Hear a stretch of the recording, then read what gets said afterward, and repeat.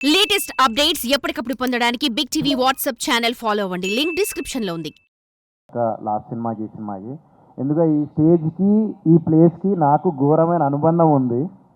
ఇక్కడ నుంచే నోటిదుల స్టార్ట్ అయింది అది ఫ్రాంక్గా చెప్పాలంటే.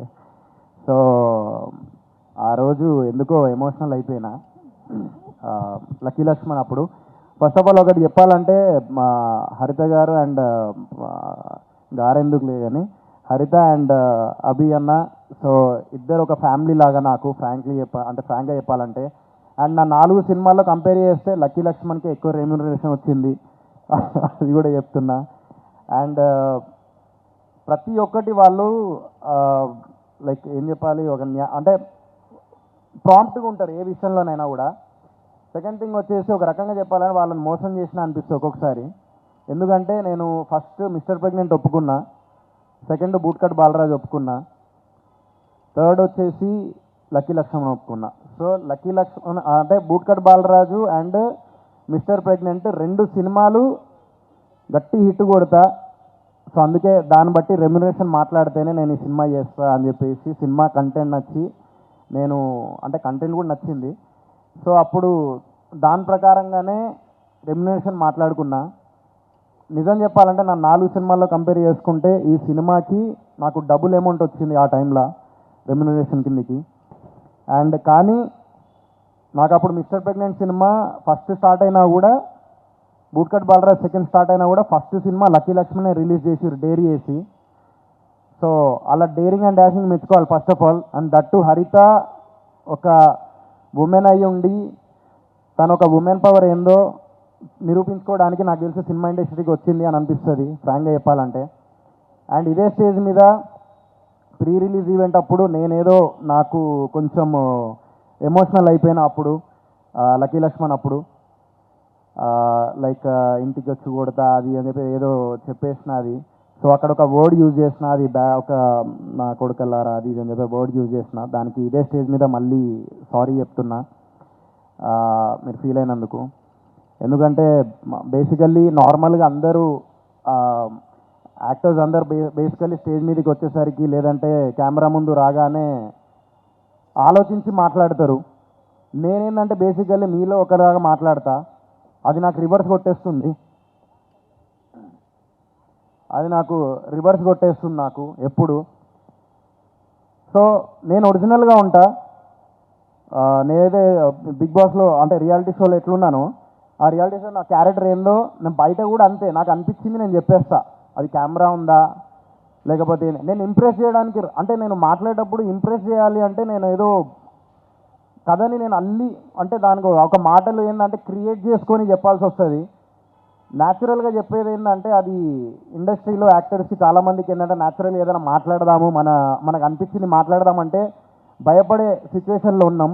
ఎందుకంటే ఎప్పుడు ఏం మాట్లాడితే ఎక్కడ దాన్ని కట్ చేసి అక్కడి వరకే కట్ చేసేస్తారని ఒక భయం క్రియేట్ అయింది.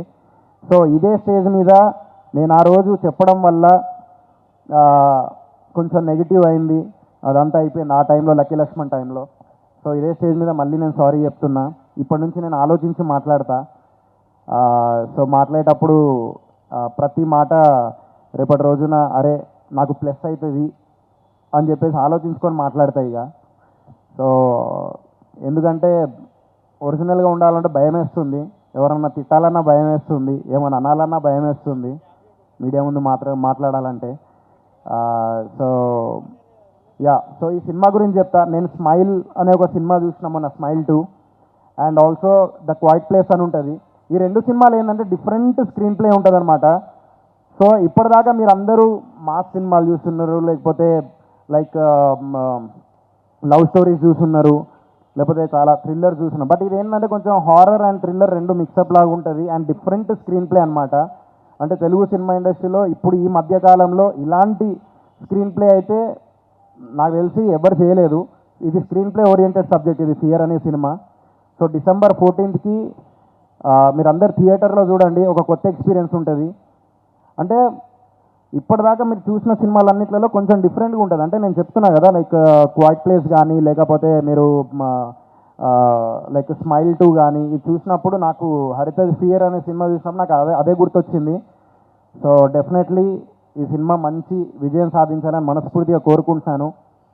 అండ్ ఆల్సో వీళ్ళిద్దరూ చాలా మంచి వ్యక్తులు వీళ్ళు, హరిత అండ్ అభి అన్న. నిజంగా చెప్తున్నా, they are very genuine and daring and dashing. ఏ సినిమా ఏమైనా కూడా వాళ్ళు ముందు అంటే ఒకటే అన్నారు, అరే మన ప్రయత్నం మనం చేసుకుంటే వెళ్ళిపోతాం అంతే, అది హిట్టా ఏంటి అనేది ప్రేక్షకులు చూసుకుంటారు.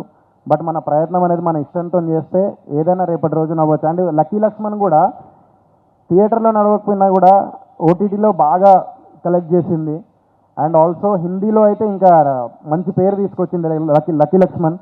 ఇప్పటికి కూడా ఫేస్బుక్ ఓపెన్ చేసినా లేకపోతే ఏదైనా ఓపెన్ చేసినా లక్కీ లక్ష్మణ్ ఎక్కడో ఒక ఇది వస్తుంది.